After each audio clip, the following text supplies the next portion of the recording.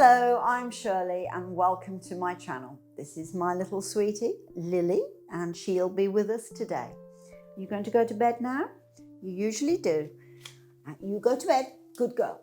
So today I'm going to do a full house tour. Usually I just do the lounge. I have done many other videos on tours, so you can find them in the channel if you'd like to see them. But this one today, I'm going to do the lounge, the kitchen, the dining room, the bedroom and the bathroom. I'm not sure which order I'm going to go in. So let's get started. Oh, just to say, this is part one, and check out part two when it comes out, and I'll link it in the description. Okay. So some of my, and what I've done is I've changed things around completely. I've done a new table scope here with the same plant, I'm afraid, but I have changed things around on here. Now, along the wall here, I've put some of the plants that I was working on in my last video, where I put together the pothos plants that I'd got that had been growing for some time on moss poles. And this one is the pinatum, and she is quite beautiful. I put her on a moss pole. It was quite small, and these are very good, by the way. You join them together and they're made of plastic, and they have lots of little holes just on the one side for you to attach your plant. But the good thing about this is that the moss that you put down there, you then water the moss. And as you can see here with this one, this is the Hawaiian Queen. She used to be around the beams in the Easter video. And she now has a lot of moss in here, sphagnum moss, and I've watered it. And that is now going to help encourage all the nodes to grow roots along these long stems. And these roots will go into the sphagnum moss and feed from the liquid that is poured in there, which is actually fertigated water. And you just pour it in from the top. As soon as you see that it might look as though it's going a bit dry, you don't want it to go too dry, because then it'll get hard and brittle and the plant won't be able to feed its roots through. Now, as it feeds its roots through, so these leaves that are absolutely beautiful will start to get very big indeed. Can you see the markings on this one? This is the Hawaiian Queen, and she is absolutely delightful. Just look at her, she's lovely. And so these leaves are going to get quite big, and they can get quite big, I mean big. And the idea is that you put them in a very sunny place, or you put a light, fancy light from above, and that helps the plant to grow, to be encouraged to grow, and that therefore the leaves will then get bigger, and you just end up with a wonderful plant, wonderful. And these plastic moss poles, they're very good because they're half closed at the back and slightly open at the front. The moss stays moister longer, so they're quite good. Very good, actually. So this is the pinatum. As you can see, she is just divine, if I say so myself. Just look at those leaves. And she's so bushy. Isn't she bushy? Just look at that. Anyway, she was quite good. I put her on the first half, and then she had these long stems just dangling away. So the other day I just put this on, but I ran out of moss, and I've only just had it. I didn't have enough time to put it in. But I will fill it up, and then she will also gather right the way up to the top with these bushy leaves. So that's my pinatum. And you've seen some of these plants if you've seen my videos before. That's my orange prince. He's looking good now, coming up with a few new leaves. This is my Schefflera. She's not growing very fast. I've had her a while now, but she is bushing back up again. She lost a lot of leaves. This is George, my absolutely glorious 35-year-old Monstera. He had a bit of a setback. He had some kind of insect. I don't know what it was. We sprayed it. I did say all this in the previous video, but I put him in the conservatory, and look at the leaves. They're getting bigger, glossier, more fenestrations. So I'm really quite happy with George. And then there's the fig tree. She's had a new leaf. She's growing quite well. This is my beautiful Dracaena goldiana. She is quite a lovely plant. I have shown her once before, and she is just beautiful, delightful. She's got new leaves coming up, this and here. So I'm very happy with goldiana. I find Dracaenas very lovely, good plants. They are quite strong plants. So over here is Florida Beauty. I showed her in the last video. I've been keeping her down by the fireplace, but this time I've put her in the center with the pothos growing up the side here of this part of the wall. You can see, for those of you who didn't see the other video, which we'll put up here for you to go to if you want to look at it. She's absolutely lovely. Just look at the colouring on these leaves. And so what I've done is I've upsized her, put her in a bigger pot, and she's given me a new leaf already, and she's got another one coming here by the look of it. So she's growing really well. So happy. And this is my other pothos. She's on a traditional moss pole, and she is Marble Queen. She's a bit green at the top here, so I have been putting her the last few days in the conservatory. So hopefully she's going to colour up. And now this is my beautiful, beautiful Dracaena marginata. Isn't she gorgeous? And isn't she big? Just look at this. Woof! She's going all over the place. She's a real whoopsie-doo. I've put some little butterflies on there because we've just had Easter and I think it looks so nice, so I'm going to leave them. We did do a beautiful, this is actually my entryway, and I did a beautiful entryway for Easter in the second part of the last tour, so you can have a look at that if you'd like. We put the pothos that I've now put on the moss poles, and we put them trailing up there and across. That's how quite big they are, and it looked really good.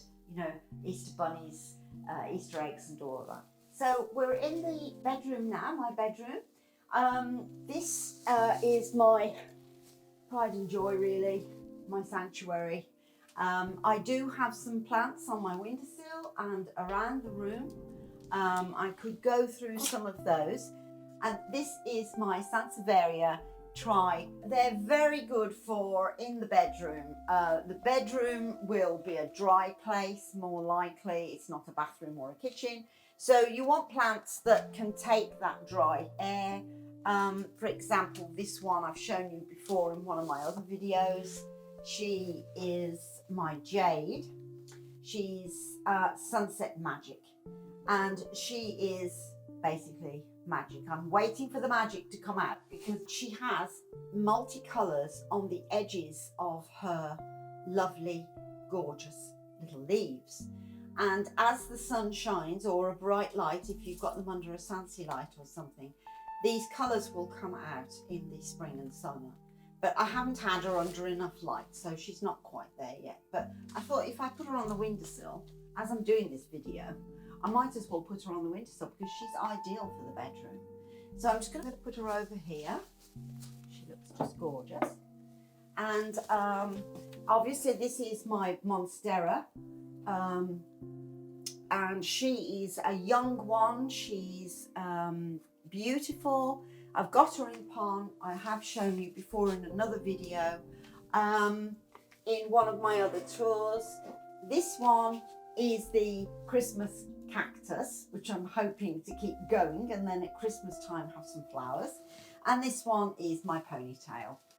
My ponytail, she's just lovely. They can get very big, these. They store all the water in here, and they don't need a drink more than, say, once every 3 weeks.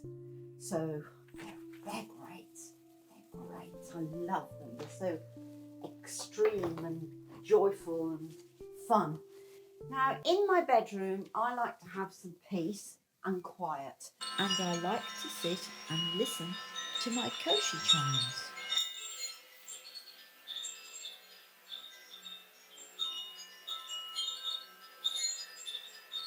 They're koshi bells. They're beautiful. Can you hear? Isn't that lovely?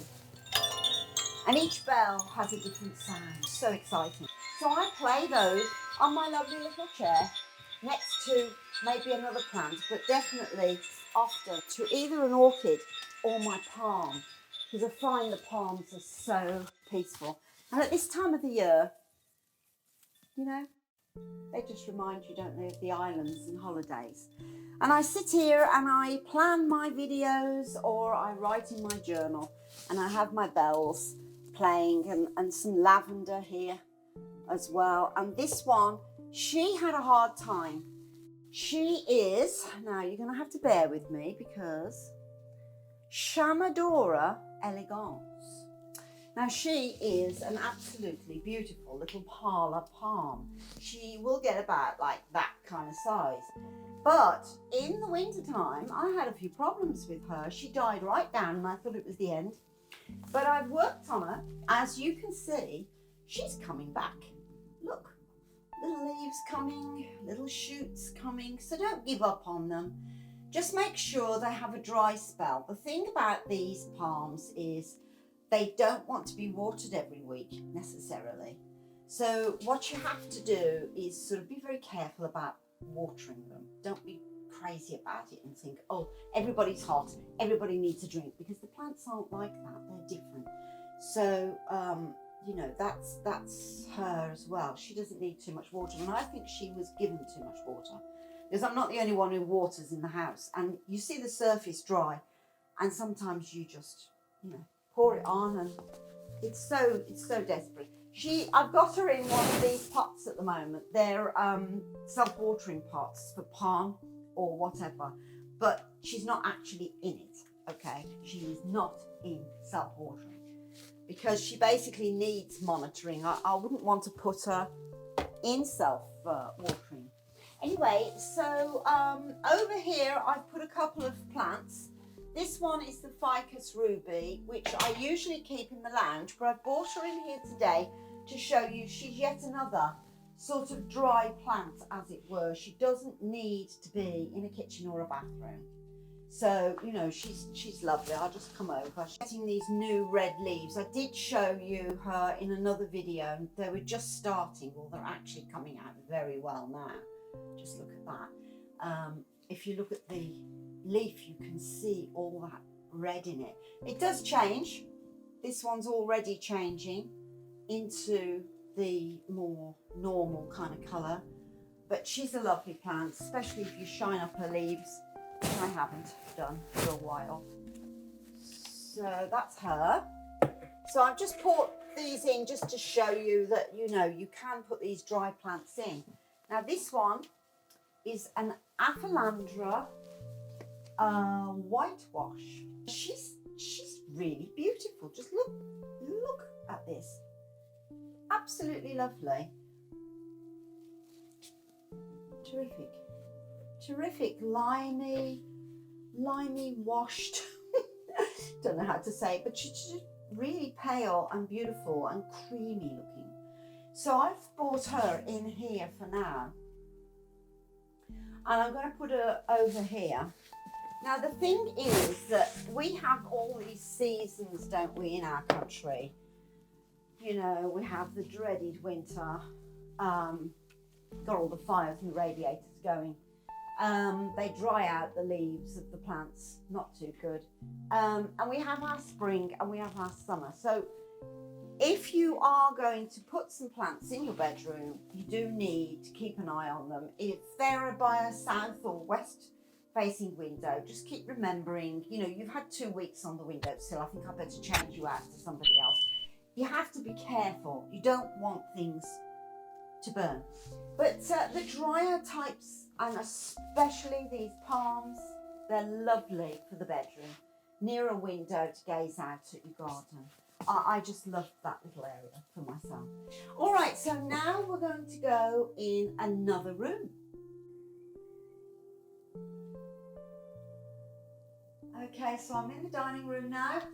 Now in the dining room I've got a lot of plants. They're over there and they're over here, and I did do a tour on the dining room, which you'll probably see coming up in a minute. So just for now, I thought I'd just show you a few of my plants around here. So let's get started with that one. So this is Regal Shield. She's in the corner. She's getting quite big now, and whoops, she has a story. She had a dreadful leaf, and it was cut off the other day, and look what we have here. Isn't this just splendid?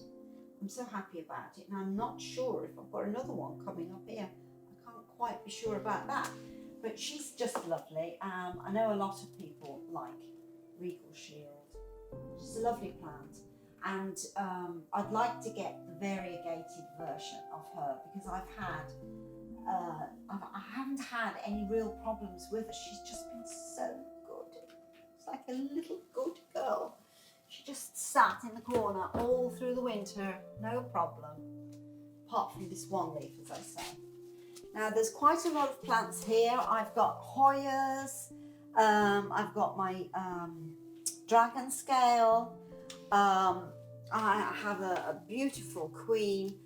You probably see some of these if you go to the tour. My gorgeous Zabrina here, she's getting really big. She's had a new leaf that has been quite large. See how big that one is. And this is Jacqueline, who just didn't seem to want to grow very much, but has recently suddenly decided to grow her leaves. Now I know she's still little, but she was smaller. Each leaf was much smaller, and suddenly now she's decided to grow. I know she can get really, really big. So I've got her in that pot at the moment. So I'll just show you something down here. This is Machiana. She had a bad time. She lost a lot of leaves. I still don't really understand what it was. So I did some of the work with her that is now in the CALATHEA video 101, if you want to go and see that. There's lots of tips in there, how I save my calatheas if I have a problem with them. But she's lushed right up, she's bushed right up. I'm so happy. And I have another one down there, which I'll probably show on another video. Some Marantas. This Maranta here, lemon lime, has got a little flower. Can you see? Isn't that beautiful? It's a lovely little flower. So I'm so happy about that.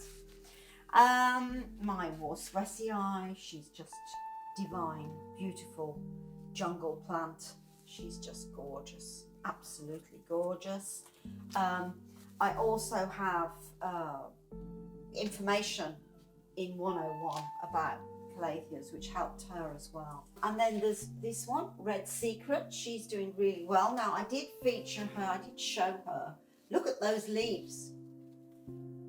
I showed her in my dining room tour, but since then that leaf has just gone berserk.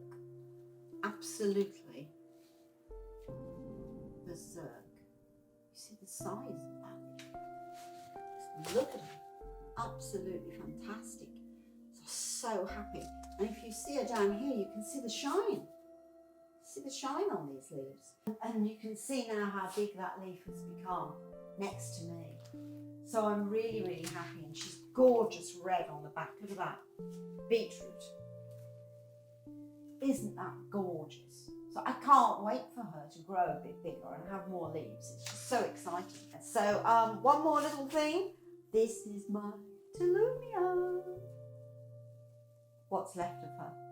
I've got to show it. She's just so beautiful. She had a few flowers, but all the flowers have gone now. That's what's left. She's gorgeous. Little Tulumia orchid. Look how tiny they are. They're just fairy, aren't they? They're just from the fairyland. Anyway, over here, I just want to show you this one.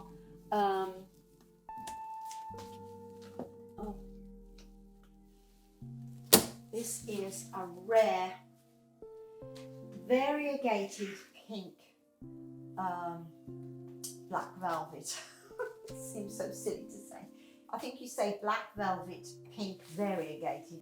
So I just want to show you the close-up of this one. She's very rare. She's absolutely beautiful, quite expensive.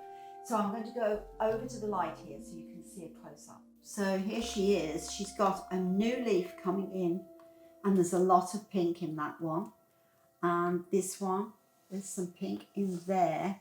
A very tiny little baby plant right now, and it's taking a long time to get going. But it's healthy and it's happy, and I keep her in my little greenhouse box. Not yet, Lily. And there's the new leaf coming in, and she's variegated. So there you can see the variegation and the pink coming in, and possibly another leaf. And she's quite sturdy. Look at that. Considering she's so tiny, it's lovely. I can't wait for her to grow. Well, I've really enjoyed making this video. It's been a bit tiring. It took a couple of days to do it, but I really did enjoy it, and I hope that you enjoyed it. And if you did enjoy it and you have any questions, or if you'd like to see a video like this again, please leave a comment. And if you've enjoyed it, please like and subscribe, and I'll see you next time.